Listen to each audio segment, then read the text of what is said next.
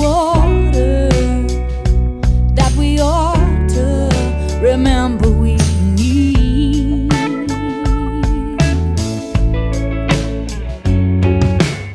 I put down that needle in the vinyl groove, and the house was filled with a song so good. I remember life is tender, but we all want to be so strong. I wanna wrap up my anger, go down to the river and sink her, play a song that you love and let it lift you above, and just let the music get you high. Got change in her pocket, but she don't have shoes. She got blood in her veins, but little time left to lose. It was September, come November. She's got 3 jobs and still no home. No home. It's hard to smile when you're hungry, so hard to walk when you're hurting. But play a song that you love and let it lift you above, and just let the music get you high. Oh yeah, let the music get you, let the music get you high. Come on, boys, hey. Oh, hey, tell your friend and now, let the music get you high. Music that girl, let the music, let the music get you, let the music get you high. Let the music, let the music get you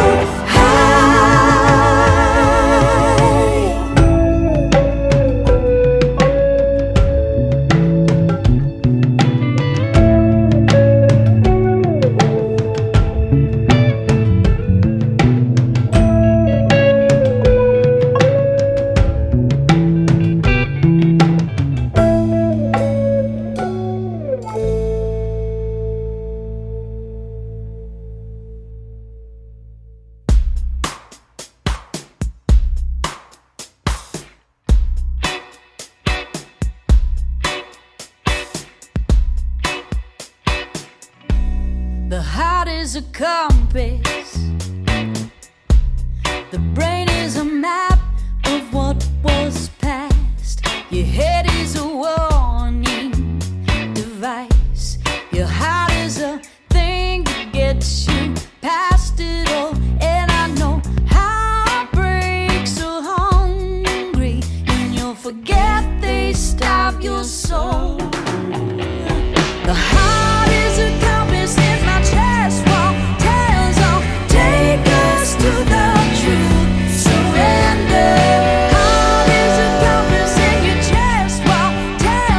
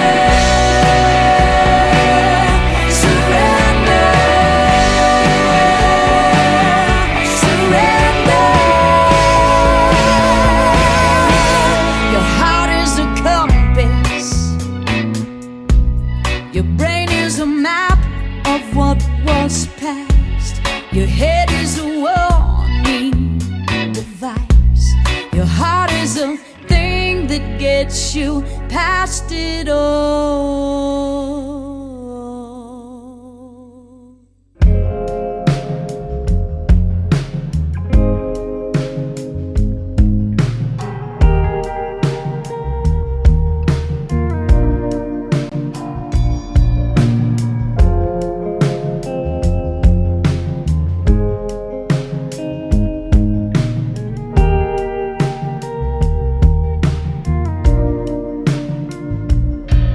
That night we fell, it was a beautiful dream, and I was all over you in the moonlight colored beams. It was the softest kiss and the hardest fall, and I was all over you, and we were melting into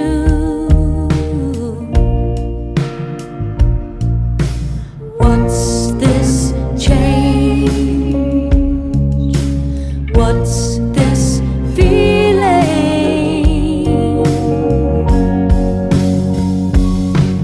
If you had to change your heart, you could be cheating yourself from receiving love from a worthy one, from a worthy one. If you had to change your heart, you could be leaving yourself out in the cold without a worthy one, 'cause I'm a worthy one.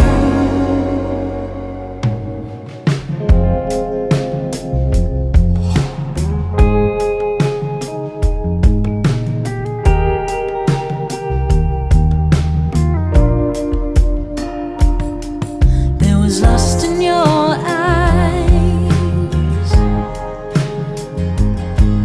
there was love in your heart, and you were over their lies, said you would make a new start.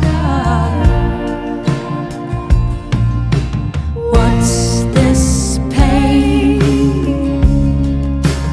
What's this empty?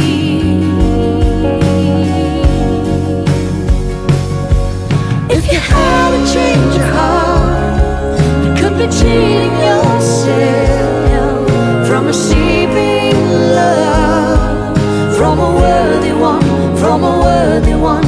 If you had to change your heart, you could be leaving yourself out in the cold without a worthy one, 'cause I'm a worthy one. I would pull you into me and say there's nothing I would need. Loving is a choice. Yes, I would pull you into me and say there's nothing I would need. Loving is a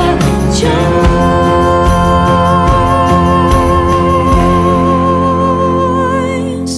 If you had a change of heart, you could be cheating yourself from receiving love from a worthy one, from a worthy one. If you had a change of heart, you could be leaving yourself out in the cold without a worthy one, 'cause I'm a worthy one. If you had a change of heart, you could be cheating yourself from receiving love from a worthy one, from a worthy one. If you had a change of heart, you could be leaving yourself out in the cold without a worthy one, 'cause I'm a worthy one.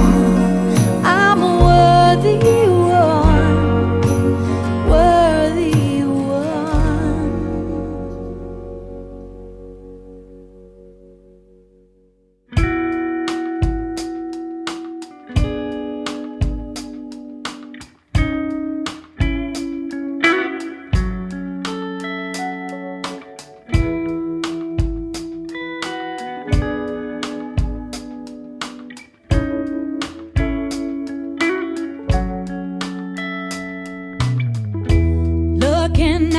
it's the same old thing on the surface when you focus.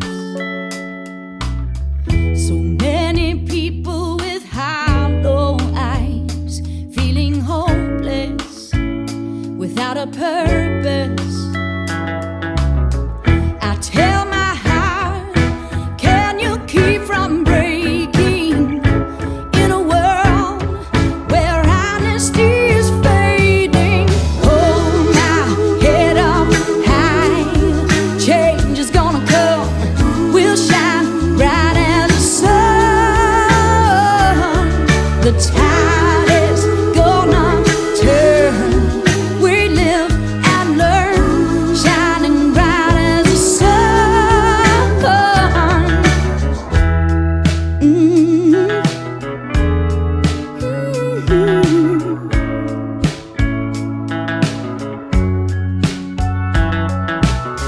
When majesty is just tragedy, how some bleed us, although they need us. Harmony isn't just one voice, it's a chorus. Will you join us? I said, I tell my heart, won't you keep me growing stronger? 'Cause the hateful ones need love a little longer. Hold my head up high, change is gonna come, we'll shine bright as the sun. The tide is gonna turn, I live and learn, we're shining bright as the sun. We just make our way to life, dig our hands in the dirt. Welcome, everybody. Good morning, evening, friends. Woo! Here's your friendly announcer. I have serious news to pass on to everybody. Yeah. Anyway, I just had to do that for Patrice. Love's in need of Patrice today. Don't delay, send her in right away. All right, enough of that. We're both really, really big Stevie Wonder fans, and so I wore my Stevie Wonder t-shirt today, and just had to be a little silly there for a minute. Sorry. We are on 20 Question Tuesdays, and my name is Jeff Plankenhorn.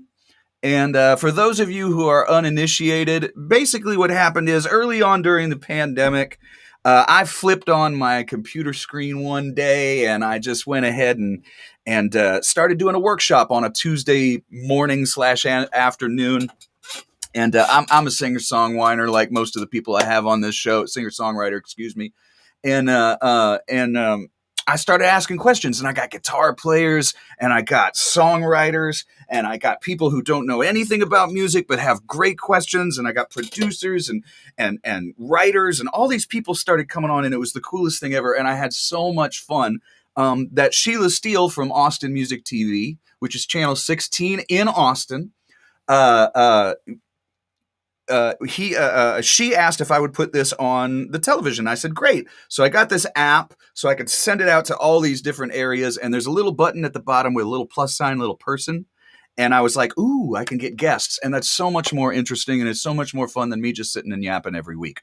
So then I got I think my first guest was Michael O'Connor. Then it was Jamie Harris. Then we had Bill Kirchen and Ruthie Foster and Ray Wiley Hubbard. And all these great people have come. Some are household names. Some are people that I just want you to know about, that I love talking to. And it's all about your guys' questions that are fed to me in the chat on the various things through Facebook, YouTube, and Twitch. As of right now, I'm still working on the Twitter thing. It worked for months and then it stopped working. So sorry to my Twitter people. I know. I don't know what to tell you. But with that, let's see. I'm going to do just a little bit of housekeeping real quick. First of all, thanks everybody who showed up to my From Here to There show last night. It was a really great one. I got to sing a song for my mom Outlaw, which those of you know, I don't have in-laws, I have outlaws. And so I got to sing a song for my mom Outlaw for her birthday. That was really, really fun. I also learned an Elliott Smith tune that was amazing for one of my big fans and big supporters. And I will do that every once in a while with a little coaxing or a little bit of friendly support. It was amazing to get to learn that song. So thank you for that, Isaac.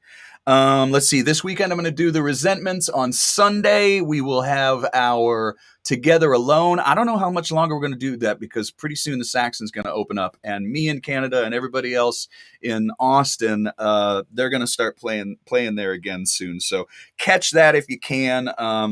You can find it on all the things. And also, Austin Music TV will be rebroadcasting my show from last night tonight at 8 p.m. Central. That's Channel 16 in Austin. Without further ado, I will say I would really, really love to welcome Patrice Pike. Hello. Hello. I can hear you, and you're looking. Yes, as always, it's great to see you, and thank you so much for doing this. Sorry I messed up that change, especially the first time. I love that change so much. Anyway, I know you're almost as big a Stevie Wonder fan as I am, maybe more. Good morning, evening, friend. It's so cool the way he started that album. Your friendly announcer. Yep. Yeah. Yep. Love's in need of love today. And it always is. So one of the things I love about Stevie Wonder is that everybody has a seat at the table. Uh-oh, I hear an echo. Do you have headphones on? I do. And I do too. Is anyone else hearing that echo? Here, you know what I'm going to do right now is just double check my settings, off noise suppression, hit echo cancellation, and we're good. All right, so hopefully that's good. For those of you on Twitch, you're right. I messed up the title. It says From Here to There. I got on in time to fix it for YouTube and Facebook. Danielle is trying. Lady D, who always helps me out so much, she's trying to fix it on Twitch. So, are you still hearing the echo? Oh, well, that's a shame. I don't know what to do. I'm not hearing it in mine, and I don't have speakers on. Something happens every week. Okay. Oh, no echo now. Fixed. You fixed it because you're awesome. It's that little touch of unprofessionalism that makes us so lovable. No. I mean, it's all just we're just being human, man. Exactly. We're doing the best we can. I already have some really, really, really great questions, and I want to dive into them because they're already exactly why I love doing the show so much. Okay, and why it's so much fun because they're all over the place, and there's some really, really, really good questions. The first question comes from Kristen Mosier. I think it's Mosier. Looks like Mosier. Mosier. Okay. Kristen, I love this. This is a really, really great question about when you songwrite. When you start the creative process, and I mean it, we are really diving right in. When you start the creative process, do you seek solitude or collaboration to write a song? And I will lead you a little bit by saying, I know every song is different, but what does this question make you think, do you tend to be somebody who likes to start out with solitude? Yes. You like the inner voice, the still small voice kind of feeling? Yes. I definitely, it's a comfort level for me of calling in like inspiration, and I think it also has to do with I've created comfort levels with people that are like my music partners, like Wayne Sutton, of course. Yes, Pike and Sutton. But if there's a relational comfort, like I imagine that you and I writing together, our friendship would support my comfort level too. Because I write by ear mostly, and when I was in school, I was a French horn player, and I never learned to play piano because I just told my mom I didn't want to sit in front of a piano for hours, which I do regret it. I don't like to have regrets, but I do. I should have listened to her. But yeah, I write by ear, and if I sit down to write with people that are very theory oriented and want to use that language, You I know need it. them. I know it, but I have to work really hard to access it, and that's not where I want to be when I'm writing songs. I have to agree. For me, when I'm doing the chorate thing, and I know we've talked about us doing this sometime, what I really love is to kind of like fill in whatever gap isn't there. Like I love writing with someone who doesn't play. I Mhm. love writing with someone who doesn't play music because they get these incredible ideas. And they would not say, "Well, why did you use a diminished seventh chord there?" They're going to go like, "Ooh, I love how that feels." You Yeah, know? And then I also love writing with people who have like really, really, really set ways and yeah, then kind of filling in whatever the gap is. So like if I write with somebody and they go, I have tons and tons of music, but I don't have lyrics, I kind of just gravitate towards lyrics and try and fill in that spot. yeah. But specifically with regard to the creative process and seeking solitude, because that's kind of okay. So with the collaboration, you really, really like being with people that you trust and that you've come to over the years. But when you're seeking solitude, I'm a big fan of my wife hipped me to the thing. I think it's called Shinran Roku, which is the Japanese have a thing where they will prescribe, a doctor will prescribe a walk in the forest and say, Yeah, you need a walk in the forest. And so that is one of my best places to like just get out of my head. yeah. And my wife is particularly good at because she's like, yeah, when I'm in nature, I'm not thinking about anything. I'll be thinking about business and work and this. And she's like, what are you Oh, doing? She's like, get out of there. But it's starting to really like wash over me the way it's supposed to. What's your happy place to find solitude? Do you have like a yoga room, which we're going to talk about later with another question? But mhm. I definitely use nature a lot okay, because my attention can get really distracted if I'm in my house. But I keep wanting to create a space where I can at least practice holding my attention in that space. I think the combination of needing to use technology also triggers my attention span issues. And so I'm just trying to figure out a new way of focusing, especially mm, after the pandemic and our use of technology has grown even more, even those of us have tried to avoid it. But in nature, I can sing. In fact, when I quit piano lessons that my mom tried to get me to take, I became a singer primarily because I could sing anywhere, and I yes, spent a lot of time in nature as a kid. And I picked up different instruments over time. So the voice is just a place where I can focus in nature, and then I've been dabbling in other instruments over the years. Um, as far as diving in and focusing, it helps me a lot to play drums because it's really mm, primal, and it's one of my favorite instruments to use. I don't have to think about chords and things like that, and it's just fun. So even in nature, I can beat on things and sing. that's key. That's key. Now, a couple things to say that might inspire you. I was listening to a great interview with Ben Folds on the who I don't know very much about on the Broken Record podcast, which I also really love. Mm. And he was saying that drummers who go to piano have a little bit of an advantage Yeah. because of the independence. And if you can do a little paradiddle, you can do anything. Even if you taught yourself, then as soon as you start working on the independence, it's like it's already there. Ah. And I think it's true, and I don't think it's ever too late. I also had an experience when I was a kid. I wanted to learn everything by ear. My first piano lessons, I was just like, or we can say it here, I was a little shit.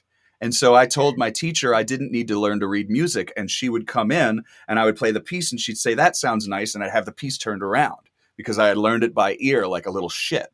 Ah. And so she threw me out. Ah. And so I didn't get piano lessons until much, much, much, much later.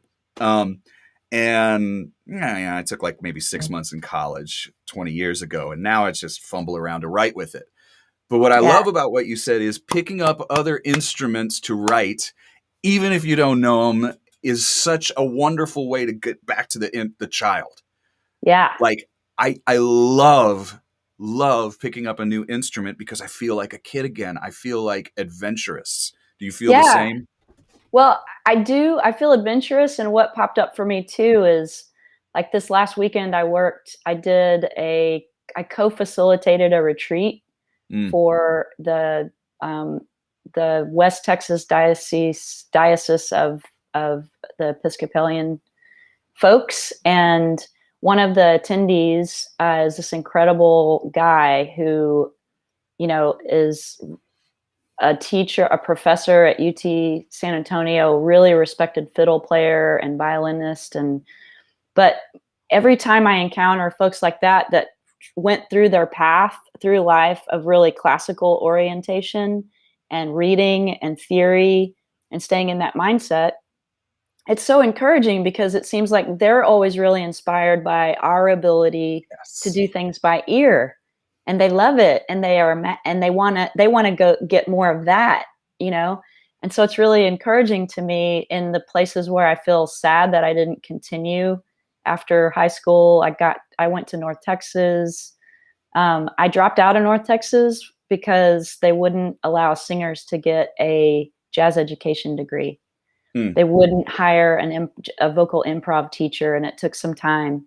So, like, I know I'm kind of going down rabbit trails when you ask me No, do it. questions, but it's Do it. fun. And That's what the show is all about. yeah, it really encouraged me to kind of, continue to tap into theory, continue to give myself the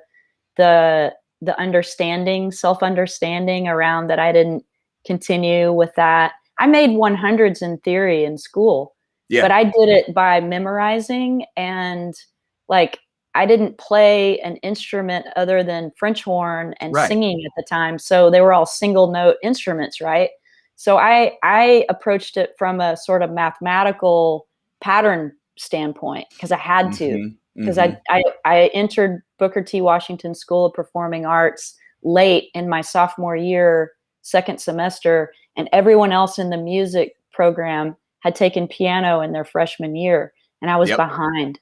Yeah. So I had to figure it out another way. And I continue to just do that. I've accepted that I had learned differently. My mom and I moved around. I changed instruments a lot because I went to different schools that had different instruments. And, Oh, we we were, definitely have something in common that way too, because ah, for me, whenever I switched a school, because my mom moved around, I had a single parent mom growing up. mhm. When my mom and I moved around, if we went to a new school and they needed somebody to play trumpet, they'd move me to it because I could learn it fast. Ah, And then they'd move me to another instrument because I mean, we were just only having to do what was, really, really easy stuff, kid stuff. It wasn't like I was playing incredible things, but if they needed a percussionist, I'd go over to percussion. They needed this, I'd do this. And somewhere along the line too, my big brother's a musician, and this was something I've really tried to take with me to this day is he told me you can learn to play anything if you have enough time. And I was just dumb enough to believe him. yeah. And so I just kind of attacked everything like a warrior and said, well, if I have enough time, I'll learn how to figure this out. Well, I got nothing but time as a kid, so Mhm. I'd stay in my room and my mom would bang on the door and she'd go, it sounds like someone's dying in there. And she'd say, I know you know how to play something pretty, and I'd be there for 6 hours and I'd figure it out. But Yeah. now I try and say that. And I think that the things that take us through these little journeys eventually make us who we are. Hmm. And your journey made you Patrice Pike, the musician you are, the writer you are, the relationships that you have. And Hmm. I don't know about you, but as I get just a little bit older, I start being kind of cool with that. With even the mistakes kind of took me in directions musically that I might be okay with, Oh or yeah. even not necessarily a mistake, just a different road. Yeah. People have often told me, don't go too far down the theory road because we don't like they were hesitant to encourage me, or even were almost discouraging because they Yeah. like like my songs, and they like Right. how I write, and they like that they're different, or they make twists and turns that are unexpected, because someone might tamp that down if it's considered not really appropriate or whatever. I see a question. Can I answer a You question? can, but right before you do that question, because I like that question and the person who asked it, I will say this: if you think of theory as grammar, Yeah. okay, when I'm talking to you, I'm not thinking noun, verb, adjective. I know Mm, how to speak. Okay, mhm. you don't need to learn English grammar to learn how to speak. You just have to speak the language and be around the people. It's the same thing with music. So Yeah. whether or not you have theory, you still have to let go of it when you play, because it's playing. I Yeah. don't want to be sitting there thinking I'm playing a minor 7 chord here. Oh, it's a power chord. Nobody wants to think that when they play. You forget about it, just like you don't say noun, verb, adjective when you're speaking. So Yeah. I personally tell people theory is not going to hurt you unless you let it. It's just good for explaining to other people and knowing what things are called. That's fine, but you don't necessarily need it, but it can help. Yeah. Which question did you want to answer? Yeah. I wanted to say to Johnny Gowdy that He a knows what a diminished seventh chord is. diminished seventh, but no, no. You think he Consider might not? this. Seventh got broken up with by his girlfriend, and therefore he felt diminished. But now he feels empowered because he realized that he's extremely useful. And that's the story of the diminished seventh. And the diminished 7 is very useful because it pulls, right? Yeah, It it wants to go does. somewhere. You don't sit on a diminished 7 chord and just hang there. That's not a place of rest. It wants to pull Right. somewhere. Hmm. Usually to either a 1 or whatever, another chord. I love that. That's a great answer. That's a great answer. I love it when people put like personification of music with people and such. And Johnny gives us a little heart He says as heart. well. Yeah. Yeah. Our friend Lonnie Trevino Jr. is here, and he says, "Who are your favorite male vocalists? Who are your favorite female vocalists?" I don't mind taking a little moment to ask that. I'm curious myself. Okay. Well, definitely Stevie Wonder, can be no Me doubt. too. Me too. Um, I am actually really excited about, well, I love Sia, but I really love Sia's older music Me previous too. to the dance stuff. I was a huge Hmm. fan, and I got to see her singing with just a pianist, Julie Wolfe, at a festival some years ago. And it was phenomenal to hear her with just a piano and her voice in the middle of the forest with just 5,000 people in attendance. It was really cool. Um, I would like to hear I you that way. Yeah, I love doing that, and I haven't done it very much. I think I that was would I be a was a cool guest. offshoot. I did a couple of years as a guest vocalist for Conspirare, and Mm-hmm. Craig Hella Johnson is the man of all things with that, composing and arranging, and we did a couple of things where it was just our voices and the piano, and I love it. That's another place where I have a desire to practice piano and to learn, just even to do a couple of things on my own. But I also would love to.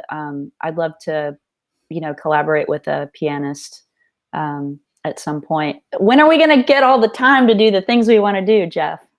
Never. But what's beautiful is the more I delegate to other people, and the more I let go of the reins of things regarding my career, the more time I have to make music. And it's a difficult thing to do because for so long we have to do it ourselves because no one else is going to do it for us. Do Yeah. you find I've found that throughout my little fledgling career and starting off as a solo artist at the ripe age of 38. It's That's been amazing. well, I didn't it was know. I something didn't like that. know. I didn't know Well, that's when oh, you started. yeah, I mean, really, as solo artist, even more so, like I didn't really stop side manning until 2016, and then I was Mhm. like, this is working, and I really love it, and I'm really lucky, and uh, I don't know. Riding on the coattails of really, really great people too has been a lucky thing for me. I want to get to some other really, really, really fun questions too. We've Okay. talked just a little bit. We went into it, and Kate Howard asks about this, which I really, really love this question. She wants to know a little bit about your relationship between yoga and performing. Okay. Yeah. So when I was a little kid, I started just noodling around with yoga. It was something that was in my mom's life a little bit. My mom was a medical assistant, single mom, for a good portion. And we had a lot of cool books on a bookshelf that had some information about yoga. And I was really active and stretching felt good. Later, Yeah. I started taking yoga in the park here in Austin when I moved here. Mm, After I moved here, there was a park deal that I went to and met a really amazing friend who's become like a sister. And then where that went is I discovered that yoga was a great way for me to take care of myself in hotels and small spaces on the road with yes. Sister Huge. Seven. And I mean, like in the winter when you can't go running or you can't take a walk and you're about to get in a van for 10 hours or whatever, right? Yep. So yoga really helped me, but it also, because you can use it for strength and for flexibility and for stress management and all those things. It was a lifesaver for me, and I still use it pretty much every day. Even if it's just 10 minutes, I encourage people to like do something from yoga, even if you don't think you are a yogi, and make Right. shit up, and it's really good for you. Well, I find I dabble. Okay. And I did some this morning. My birthday was last week. And one of the gifts my wife got me was a really, really, really good yoga block. And Mm. oh boy, if you are beginning, it helps. It helps quite a bit to be able to, especially if you're like me and not terribly flexible. What I've always loved about yoga in the times that I've done it is more even. Of course, it's really, really good for your body and stuff, but the yapper in my mind slows down. And I Mhm. need that so, so, so bad. And just like we were talking about being in nature, there's something about the controlled breathing that, I mean, you just don't, it's better than any antidepressant I've ever taken, you know?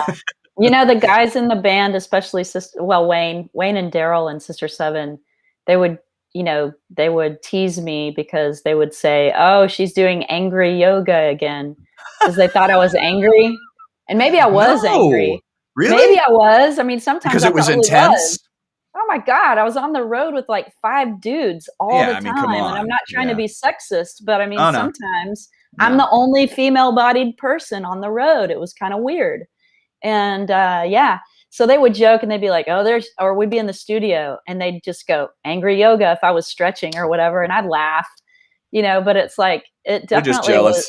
jealous. It, yeah, yeah, They're they're jealous like of the peace of mind too, trying you to know? touch their toes, but they're I only mean, touching their really, knees.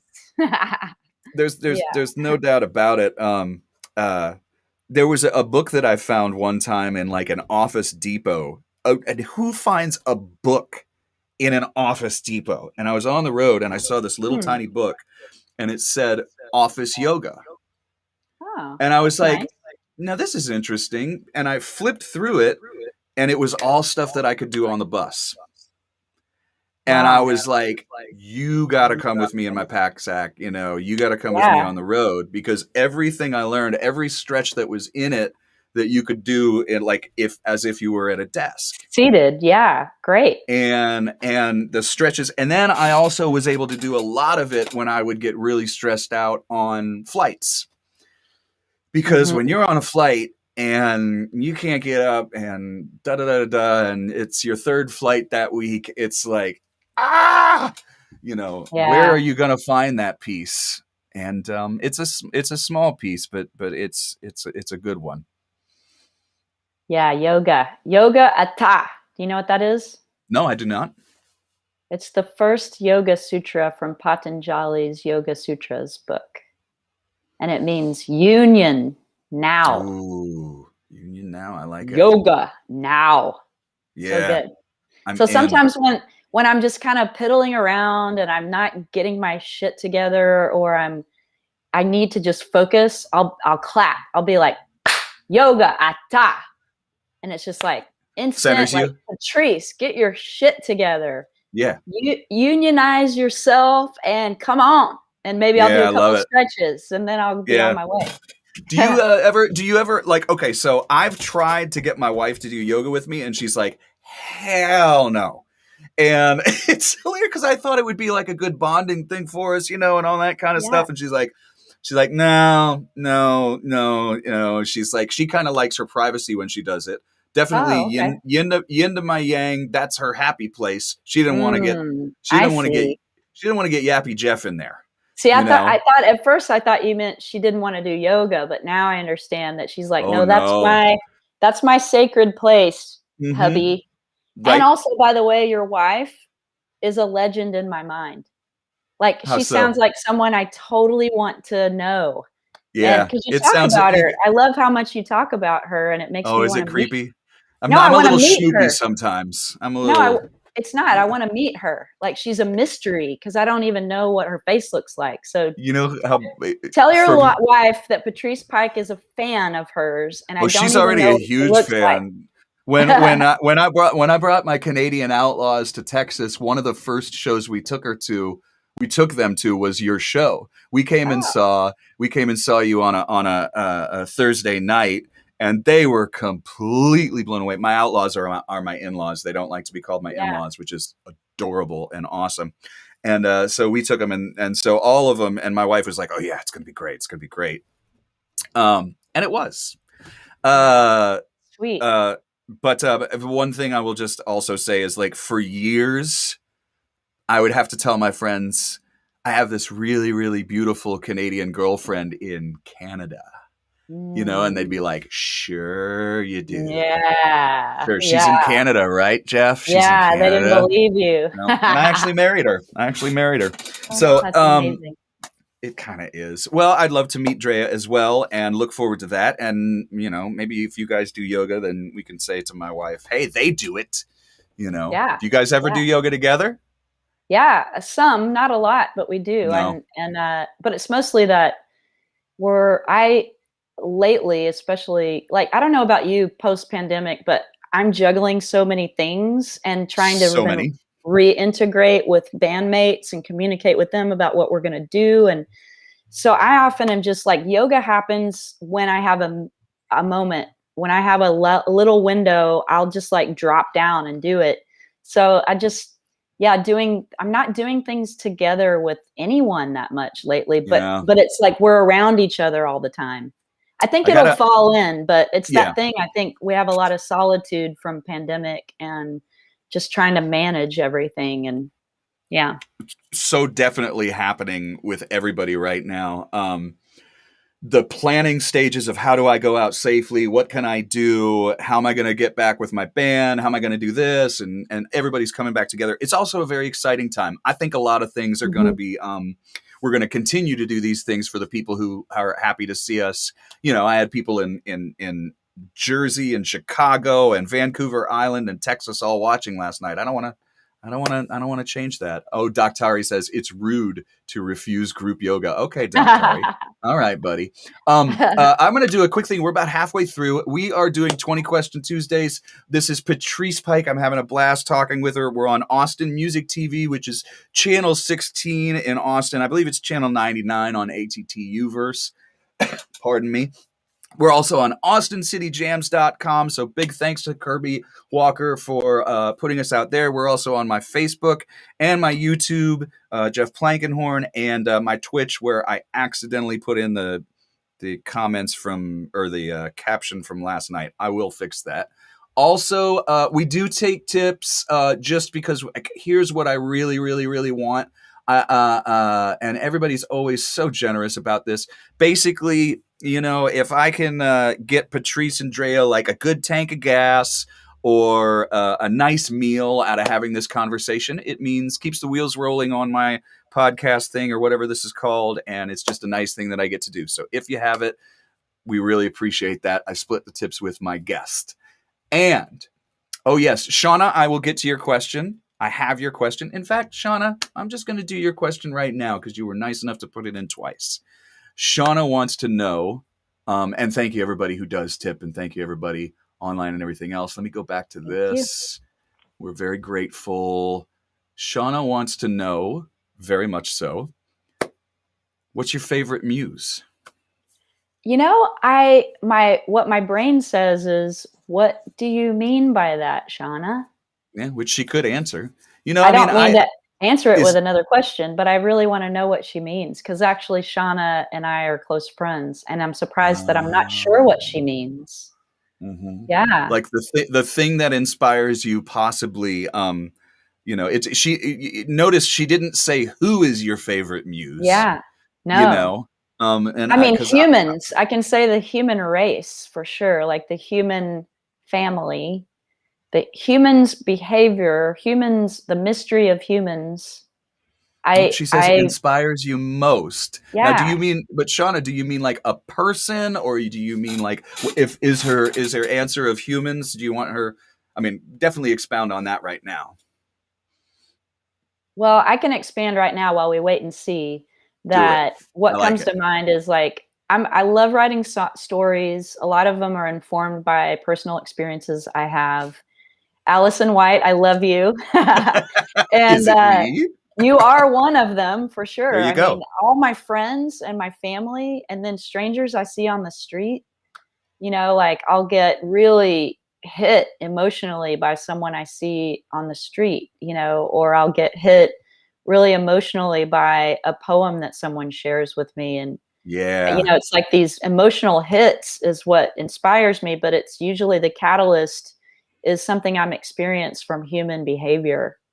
And it's something that you go in and you're like, you see someone that you don't know and you make up a story about them, like, Yep. because you want to understand them or know them, like on the road, or you're having this experience with someone in life, and maybe it causes you to fall in love, or to be upset, or to be just charged, and it's like an exploration. What I don't love is trying to just go, I'm going to sit down and write songs every day, 4 days a week, 5 hours a day. Like, it really messes with me. And I actually want to get over that and be able to do it some, but I find that, um, it's just maybe it's just that it could be I'm addicted to, or I'm attached to this experience of being hit emotionally, and having that just be a spark and letting it come naturally. And maybe I need to find a way to access that in the mode of planning to write, Mm. so that I'm still like enjoying that. Like, maybe I find a way, like whether it's meditation or it's reading a short story, or whatever it is, sitting back and Both just of those are brainstorming. fantastic reasons and Yeah, fantastic catalysts.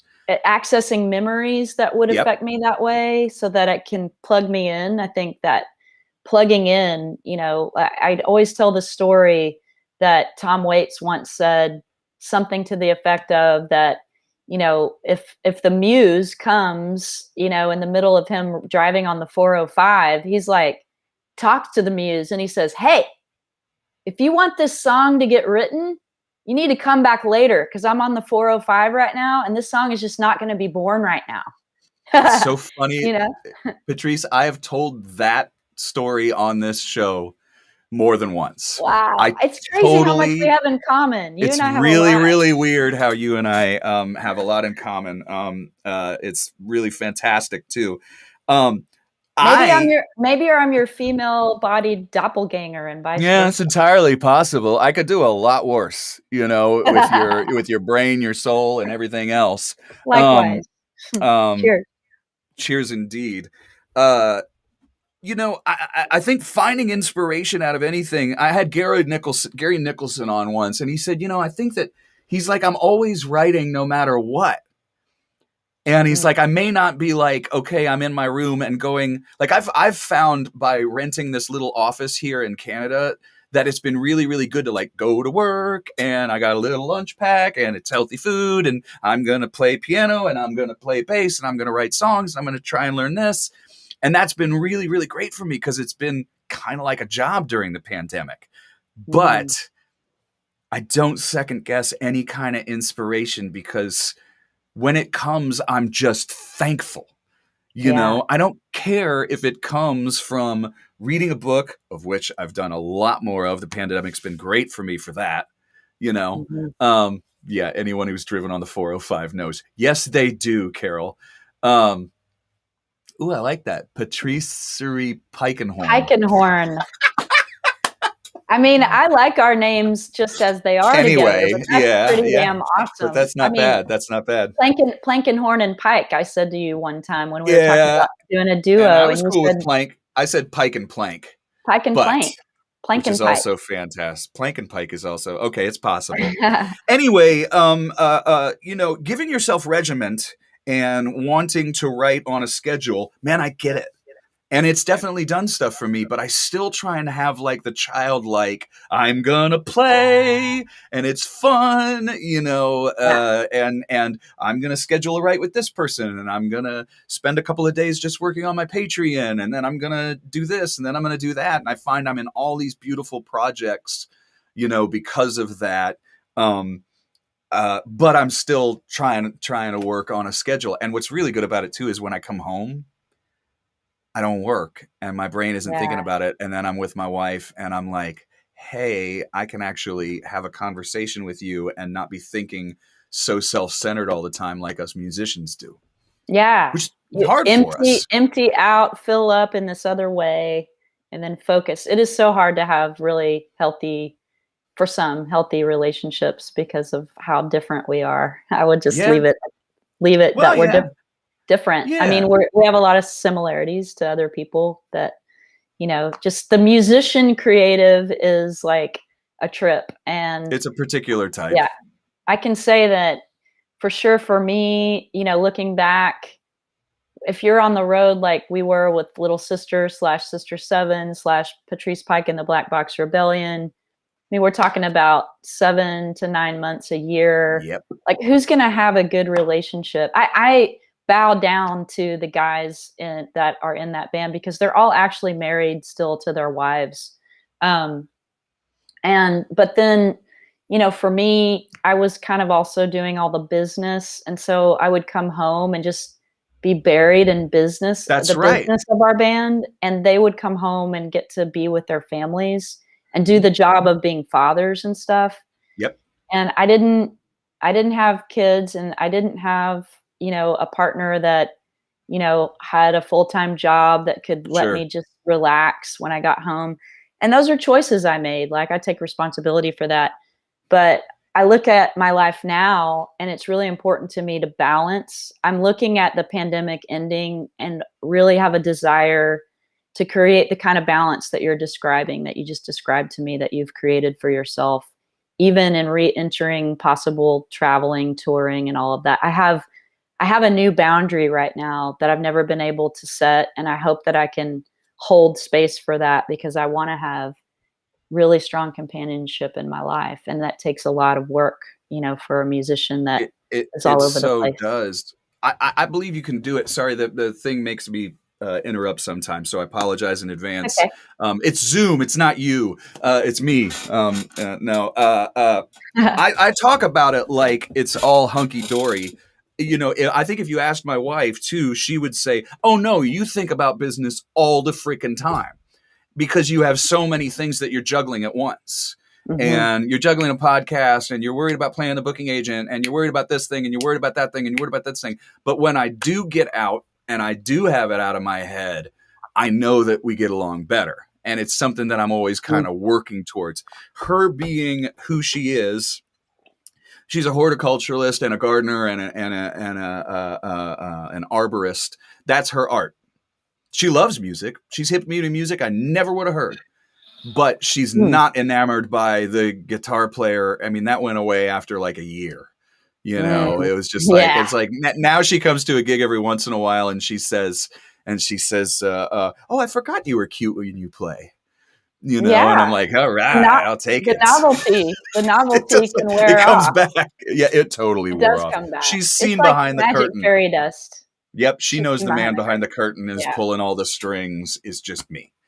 Yeah. And, Doesn't it and isn't it weird when you fall in love and you find that I've had this experience, I think, over and over again where it's like, if they know you only as a performer at oh, first you're and you done. don't you're Yeah, screwed. You're you're totally done. screwed. Or Yeah. if they don't have the personality to, like, anticipate that you're human and that you have all of the things that other humans have, like Yeah. trauma and all the different Yeah. shit, you know? Yeah. It's like, yeah, you're done or you have a lot of work. Just the expectations are totally screwed. So, yeah, it's good when they still love you when the curtain comes down and Kind of you're like, your amazing. pants are off or whatever Exactly, exactly. figuratively. You're seeing the real me now, because it's a lot of a lot of what we do is smoke and mirrors. Because I don't want somebody who comes to my show. I don't know how you feel. I want them to have a freaking good time and forget about whatever's going on in their life. I don't Mhm. want to bring my baggage on stage. I want to go on Yeah. stage and do what I've always loved doing from the beginning, which is play and Mhm. connect. And it's me and them. It's not me.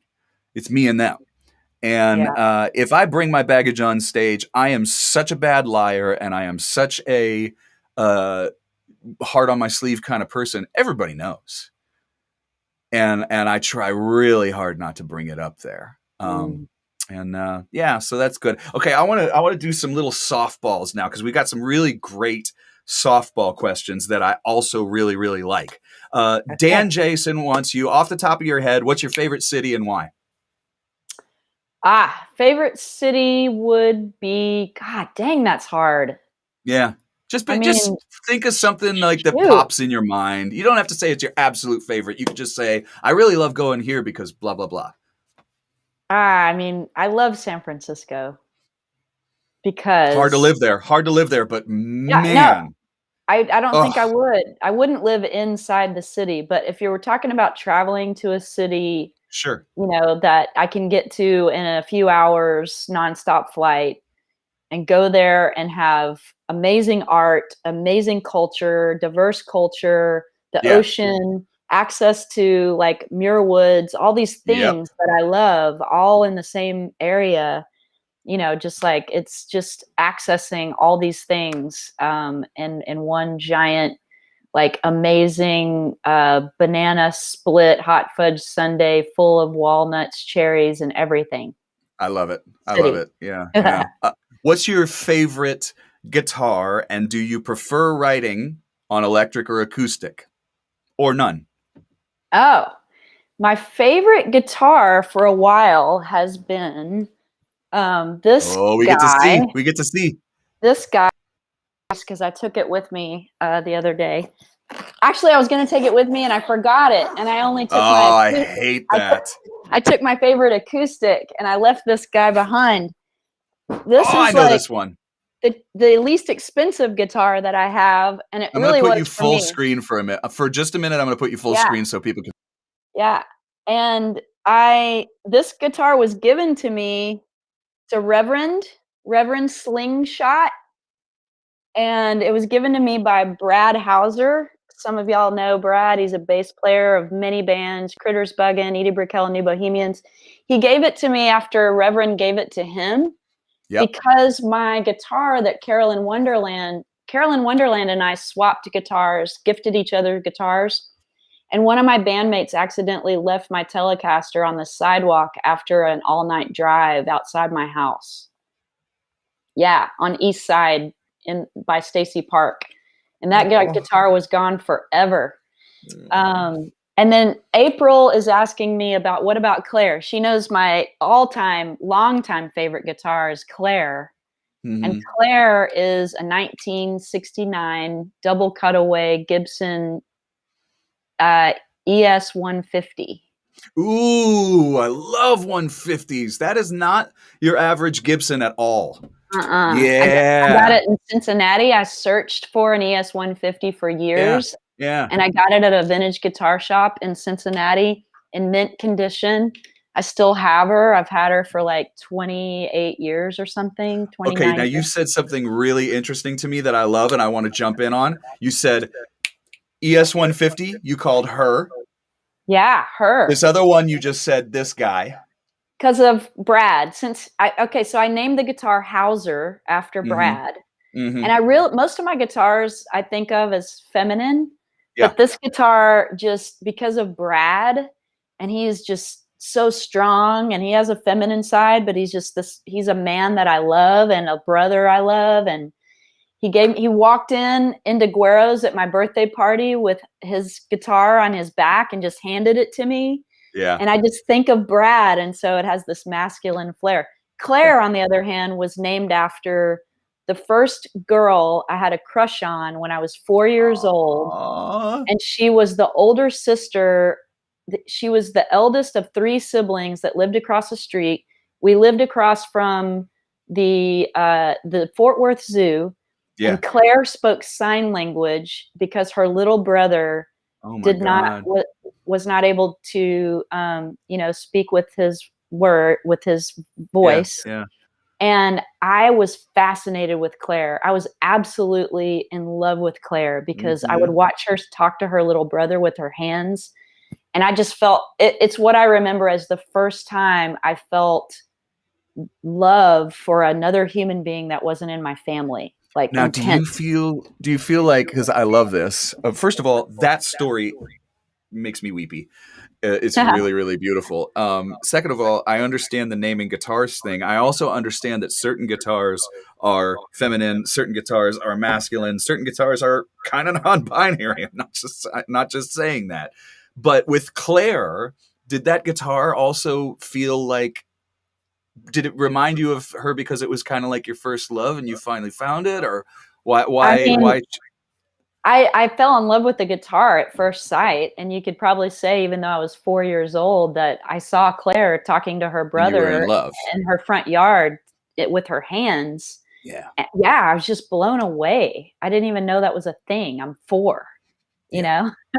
I mean, now It was that amazing. experience is the kind of thing that you bring into your songs, and that people wonder, like, sometimes when we're writing songs, how much is based on personal experience and how much is based on we're making up a story. And I say it's all of it. Mhm. Yeah, And all of it. sometimes something will creep in, and sometimes we'll embellish it. Don't let the truth. What's the old Texan saying? Don't let the truth get in the way of a good story. If you're going to Yeah. make it up for a song and stuff like that. So I love that. Do you prefer? Now you've mentioned that you write um, Mhm. often in solitude or get ideas in nature and stuff like that. When you start bringing to an instrument, do you bring it on electric or acoustic, or is it a little bit both? It depends on the song. Yeah, it's both. It depends on the Okay. song. It depends on what I've got around me, where I am. Like, if I'm on a fly date and all I have is my acoustic and a Carlton case, it's like, I said that because I just got one, my first one. I want one so I bad. haven't flown with it yet. And anyway, back to the question. And then, like, I have behind me a couple of guitars. There's a Gibson Les Paul that I inherited from my stepfather, Stephen Davis, who just recently passed away, my little Oh, sister I'm sorry. Joy's birth father. But was an incredible guitarist, and I haven't played that guitar out live yet. But yeah, I'll play acoustic Hand-me-down or guitars electric. mean a lot.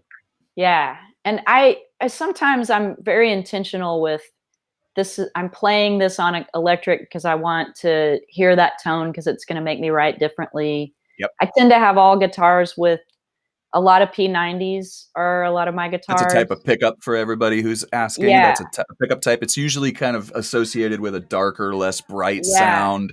It's It's got a little bit of, round, it's it's deep, really it round. can get low, like Mhm. clean. And I play rhythm guitar. I haven't really dabbled much in soloing. I'm terrified, but I want to. Ooh, I can Um, help you with that. And I I don't mean want help you to. with a lesson. I can help you with anybody who sings has a I much have it better. all in my head. I know what I That's wanna all play. you have. Okay, so we're It's gonna just me, talk. like, practicing and getting No, to we're where gonna I can talk. do it. Okay, I wanna You know, gotta. please. Here's the thing. Here's the bottom line. If you can't sing it, you probably shouldn't play it anyway. Okay? If you can't sing the notes that you're playing, you're Yeah. probably playing too much. I sang every Randy Rhoads solo on the planet when I was You're 12 gonna years be a old. great lead guitar player. It was something that I remember when Ruthie Foster came to me, she was like, I really want to learn more about leads. And I said, you have to take one thing that my brother taught me was take some of your favorite singers and learn their melodies on the guitar, and you will be Ah, halfway there. And cool. so I was learning to play jazz, and he was like, who's your favorite vocalist? I said, probably Billie Holiday. He said, perfect. Pick a song. Don't learn Charlie Parker solo. Don't learn Dexter Gordon. Learn Billie Holiday. He said, you'll learn everything about jazz, but it'll be in a microcosm, and Hmm. you'll take breaths. Oh, You'll yeah. breathe like a horn player. You'll breathe like a singer, and then your soloing will be better. Oh, you know what? And I bet what it makes you sound like is an act. You know how I'll say this about, I don't mean to make it about guys, but I think about yeah, guys, like all my sure. guy friends that solo, like they get to this place in their soloing life where they're like, less is more, Yep. space is better. And so I could instantly maybe sound like an experienced, mature soloing person You just will. because I would do that. Wow, You will. cool. You would start out way above everybody by just learning melodies. Like a lot of times, if I'm teaching somebody and they really want to learn how to solo, I find out who their favorite vocalist is.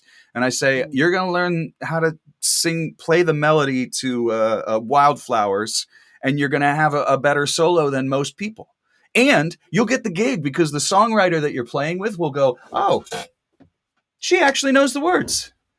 She actually Yeah, knows how to play this. She's not just playing all over me a bunch of notes. She knows the melody, So it's like, how do you get the gig? You cool. stay out of the way of the singer, Yeah, I you love this know? idea. It also makes It's, me like, another one of my favorite singers is Sade, and now I wanna oh, sit and just play Sade melodies. you're going to do it That's tonight. probably where I'm gonna start. You're going to Yeah. start with like the P90 in the neck position, just a Uh-huh. smidge of reverb, and you're going to Yeah. start with Sweetest Taboo, and you're just going to go, ba-da-da-da-da, On this fine, ba-da-da-da-da. on my Yeah. Egnator, my sweet amp back here behind me. Yeah. Yeah. Nice. Yeah. Good for me. I mean, come Yeah. on, that's a better solo than somebody going, nobody wants to hear Yeah, all that yeah, yeah. clippity stuff. They want to hear these little, beautiful little melodies Yeah. that sound like they sing. Okay, so anyway, that's fun. I'm excited that you're going to Wait, get into one more that. thing. Bulletproof Soul. Ooh, We need to do that song together. It's one of my favorites. the answer is yes. Just got chills. Thanks for asking. Yes. I just got chills. Heck, yes. Yeah. Yes, the quick yes. Okay, so we're getting close to the point where we're going to be off the television, but we're going to stay online for just a few minutes, everybody, to make sure that we get to the questions. So thank you again for Austin Music Television.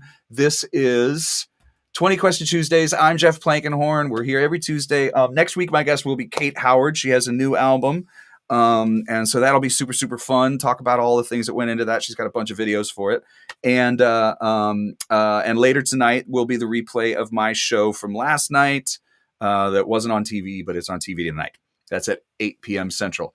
We're with Patrice Pike right now. The way you find out about Patrice Pike if you're on the television, Facebook.com, Patrice Pike Band, also PikeandSutton.com to find the music of Pike and Sutton. You heard a bunch of that stuff in the intro earlier. It was beautiful. And thank you to everybody who threw a little tip in the jar. That's how I get to give my guests, like I said, maybe Drea and Patrice will be able to like order a little takeout tonight or something like that. A little gift for my guests who come on the show. And before we go off the air, I'm going to ask really quick the only question that I ask every week, which is this. I want to know what your guilty pleasure music is, because my guilty pleasure music came up in the first interview I was doing by myself, which is I can't help it. I'm a Fanalo. Fanalo. When I was a kid, my mother would play classical music and she'd play the White Album, and Stevie Wonder songs in the key of life. I knew every lick of this when I was a kid before I was 7. And Oh my God. but she would play Can't Smile Without You or Copacabana, and I would get like a warm, fuzzy feeling when I Yeah. hear it now. And I can't help it. I know it's entertainment. I know whatever. No, he didn't write a ton, but that's my thing. Some people come on and they say, I have Spice Girls. Some people come on and they say, I like this. What is your, and if it's not a guilty pleasure, you can at least say something that people wouldn't expect is something that you love listening to. Well, I mean, I can get into some yacht rock essentials playlist all day long. Really? Okay, so yacht rock is perfect. Give me your yacht rock that you love. I We love talking Bachman Turner Overdrive, or what are we I love talking about? Hall and Oates. I love Michael Ooh, McDonald. okay. I love gosh, there's so many. There's so many and they're not, it's like yacht rock isn't really what they are. No, They're like really complex, beautiful songwriters, but there's a softness to them. There's like an emotional intelligence to them that isn't like the whole, heavy edge rock thing. yeah. I think You know, both that you mentioned, I mean, Hall and Oates, they were particularly soulful and crossed a lot of boundaries. Michael McDonald as well. My friend Phil Redman used to always tell me he was going to create a website that was called something like the artist that fooled black people. oh And wow. he wanted to make a site because he was like, oh yeah, he's like, we totally thought Freddie Mercury was black. And I Uh, said, what? Freddie Mercury? And he said, yeah. So anyway, not to get into a weird thing, Phil's black. He wanted to make that, but I think that some of the boundary crossing people like that you could hear on different stations, yeah. man, but then long time, you go back and you watch the 80s videos and stuff, and a kid watches it now and they probably go, oh man, that's cheese. And it's like, well, Mhm. yeah, there's a big gated drum and, whatever, but Yeah, I it's not Journey, really like, I Journey. spent so much of my childhood listening to Journey and singing to their records every day, but I actually didn't have the self-confidence in my 20s when I gave a lot of interviews and was doing a lot of press kinda stuff to cite Journey as one of my major influences, Yep. and I mean, his, you know, his singing is just Steve Perry's singing is impeccable. But also I was like an instrumental geek as far as Yeah. like my, you know, I was married in my, like when I was 20, Mm, 19, 20, and my husband at the time, Owen, was a killer bass player. And we would yeah. go and see like we'd go see the drummer for Journey give like a show of Clinic like a kind of clinic, thing. or Yeah. we'd go see, we would just go see different players give clinics and everything. And I was really into that. My first band when I was 16 was a prog rock band. I There was you a go. singer in a prog rock band at 16. And Mhm. Owen was the bass player when I was 17. So, yeah, it's like there's all these things that I didn't talk about that were influential because it didn't feel cool, or I didn't so you never know who you're talking to and what they're gonna write and if they're gonna, like, bag on you after the Yeah. interview or Yeah. whatever, and Yeah. it was almost sacred to me. It was like, I'm not gonna let anybody diss me and make me feel bad that, yeah, I I was love influenced by this. Mark says Loggins in Messina. I love I mean, Kenny yeah, Loggins. that's another thing I love about this show is the people who come on are also different and come from different backgrounds. Some musicians, some not. Danielle says, "I love yacht rock. My friends think it's funny." Pablo Cruz, David Gates, Funky Cole Medina, Bread. You know, um, Yeah. it's Well, and so then many people. but And I feel wanted to good talk about it. Toto and Kenny Loggins, Toto. I mean, Weezer Steve covered Lukather. Africa. Oh yeah. Covered Africa. Weezer covered Mhm. it, and it's amazing. And why? Because Toto's badass. But Yeah. Yeah. there's also like I have a reminder I made for myself to tell you that one of my guilty pleasures right now, even though some of the music can feel really sad. The singer that is on the new 2020 EP, Hmm. um, and his name is Lou Stone, and Okay. I'm his gonna write him singing down. is awesome, Lou awesome. Stone. Yeah, Lou Stone. There's a couple of tunes like the EP is what's the EP called? But yeah, Lose Stone. Like I think check out. Well, all 4 of the tunes are amazing. But Put it in the comments Shadows. for It's everybody called too. Shadows. Okay, I'm putting that in the The comments EP. for everybody so they can all check it out along with me. And thank you Mhm. for that. Yes, Steve Lukather, Mark, is who you're thinking of, the great guitar player. The Ah, Buckinghams, yes. Loggins and Messina, yes, yes, yes. Okay, everybody. So as we start to wrap up here, I want to make sure I get just a couple more questions. If you have time, you have like 5 more minutes? sure. Okay, so 5 more minutes. Let's see. Nikki wanted you to tell the story of Worthy One. Now, if you don't, the song Worthy One. Now, I gotta say, we don't always want to tell the story too much because I like to personally tell stories about certain songs, but other ones I kind of want to leave them to be able to put themselves in. But if you could tell Yeah. as much as you want to Mhm. about Worthy One, if it's not something that you talk about a lot, you could at least maybe just tell a little bit about that song for Yeah, Nick. I haven't told the story, and a lot of it is that Pike and Sutton's album came out a few weeks after the pandemic started, and Mhm. this is one of the deeper cuts on the Pike and Sutton Hard as a Compass record. It's one of my favorites on the record, and it's the only ballad on the record actually, and it's a true story about being in love with someone, being in relationship with someone who it felt like I always felt like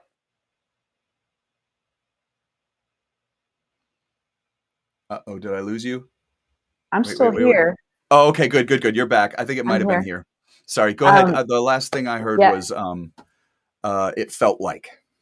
Oh, it felt like I was always trying to prove myself, and that's just my feeling, my how I experienced it, and I felt that I this song was a declaration that I'm a worthy person to love, that my Mm. love is worthy, and it talks about the chorus is, if you have a change of heart, you could be cheating yourself from receiving love from a worthy one. If you had a change of heart, you could be leaving yourself out in the cold without a worthy one. And that was you know, my feeling at the time. Like I'm worthy. I am. I never even said I'm not perfect. It's just I am worthy of this Yeah. love. Yeah. And yeah, it's still a very healing song for me. That relationship didn't work out, and it was very painful.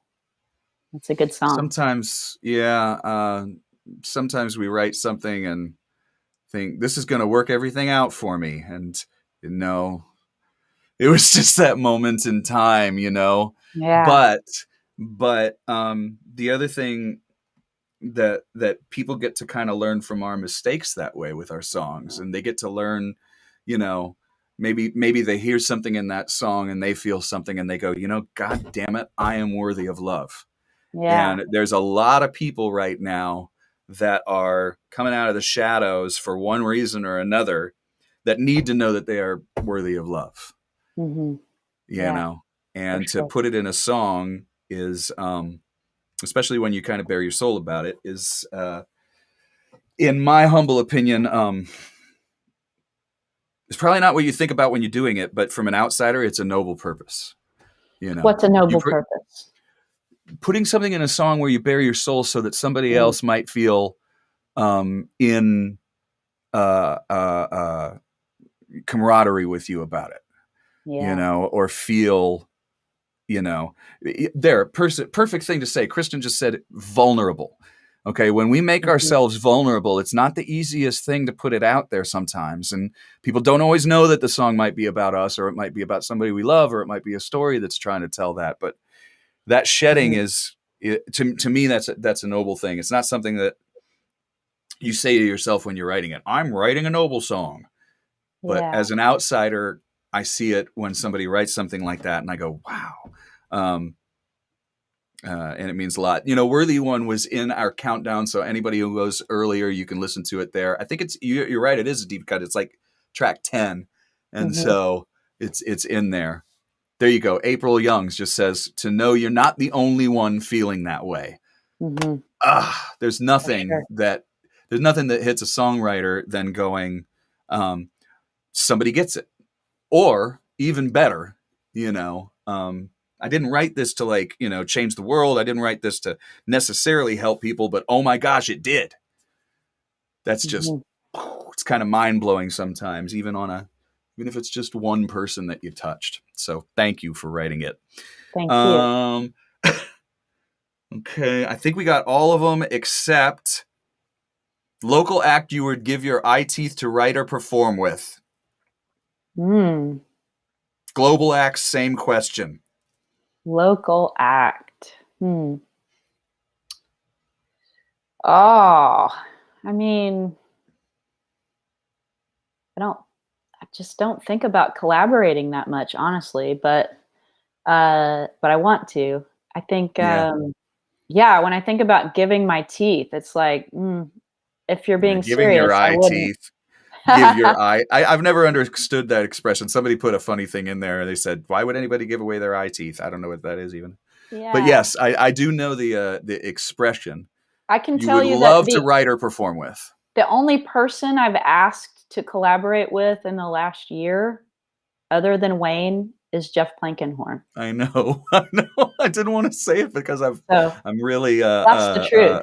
I'm really humbled by that, and we're gonna Sure. have to do it for the reason that we just set it in stone right Well, here in front of you've put it everybody. out there to me and I haven't followed up, so I'll admit that, but it's been a crazy last 14 months and I look forward to challenging myself to meet you there. I'm kind of relentless. You asked me first, and so I You will did. absolutely come clean on that. So that's what we just answered, Kate. We're gonna do it, and Yeah. we're gonna write some stuff together or perform something. The one time when we played at a benefit and I got to learn like 3 of your songs and kind of fill that lead position, just for 3 songs. It was a benefit for maybe Hurricane Sandy. It was at the Saxon. Really, really, really quickly put together. No rehearsal, just showed up and did it. Mm. And yeah, I had a blast playing with you. And It was so good. We were playing. it Didn't we really play with was. Yogi too? And Yeah, we had Yogi yeah, and Dave so cool. Scher and Yeah. I can't remember, maybe Brian Mendez on drums. Oh, And you know what else yeah, happened that night? I think Dave Scher did one of his tunes, he did. and I stood back at the bar and I listened. And he's the only person in my whole life that I've ever sat down and wrote a note to on a piece of torn scratch paper and sent it to the stage and told him how much I loved it and how much it impacted me. The only time ever, Dave Scher. I love his everything that he does. That's something. This would be a perfect thing to close on. Our Austin community, even though I'm up in Canada right now, I know other communities have that. I've experienced it in some other places, but when I see this person fall in love with this person's music, fall in love with this person's music, and it goes around, you Mm, know, it's just I've never seen Austin as cutthroat. mm, There's enough room for all of us and then some because we have such crazy audiences that will come and see shows. I have yeah. never seen it where like, you know, get out of the way. This is my show. I mean, I see it a little bit, but I'm really, really, really do believe that that little thing that you said right there about hearing Dave Scher. I had a guy who does Southwest promotion for Warner Brothers Music call me and say, "Hey, I want to take you to hear this guy. I want you to tell me. I think he's really good, but I want to hear what you think." Uh, And we went and yeah. saw Dave Scher, and I was like, "Oh, this guy's incredible." And we were on 6th Street, and he was playing Friends, and he was playing a bunch of covers. I was like, "Oh man, he's incredible. These are covers, though. I can't wait to hear one of his songs." He goes, "How do you Yeah. know?" And I was like, "Nah, I can just tell." And then Yeah. he's like, "Well, how are you going to know if it's going to be his song?" And then he played one of his songs, and I went, "This is his song." And he was like, "Do you know for sure?" And I was like, "No, but it feels like it's his song, and it's freaking great." Yeah. And he was like, really? Yeah. And I was like, yeah. And he came over and he said hi to us afterwards. And I was like, so it's such and such song. And he's like, he's all Dave. He's like, yeah, I wrote that, Yeah. Wrote that, he's a little on the introverted side or shy side. Let me answer this question real quick because there's a burning desire. Is that cool? Let's do it. Diane Olson says, I need to hear about singing with Ty Taylor. So the quick answer is, so Ty Taylor is actually a really close friend of mine. I don't know if what you're referring to, Diane, is when they came to town to Antone's before the pandemic. And what was so cool about that is I performed with them at ACL Festival, invited, and it was a planned deal. And then I actually came to that Antone show. They weren't sure if I was even going to show up. And I came completely just to watch the show and was out in the audience and didn't know. And maybe he didn't either, but he called me out of the audience to come and sing. And so I wasn't prepared for the tune. I can crush that song when I am prepared, but I felt like people must feel to an extent when they're like an amateur, meaning just not full-time professional musician, hopping on and trying to follow, because I couldn't remember all the lyrics. And mostly I was just stunned, but it was cool because we did it. I did a bunch of harmonies. Their harmony vocalist, Tawny, is a friend of mine, and she is great at getting out of the way and acclimating and going to another place. And I heard it was great. Like I was just so in like the work part of it. Yep. But I loved doing it, and I felt so honored, and I just felt I felt cherished, and I felt loved by the audience. Well, wonderful. She says, "Oh wow, that's even more impressive!" ! It was amazing. That's really, really cool. There was one other question that had to do with your experience with doing the voice and being on TV. That's going to be a really, really, really long thing, I bet. But the one thing that Lonnie asked at the end of that was, what would be your advice to either people who want to be on or people who want to do it or people who get the chance? Well, I got to plug in my computer really quick. I was on the show Rockstar. We'll end with this one. Yep. I was on the show Rockstar. Ty was also on that show actually the year before. And I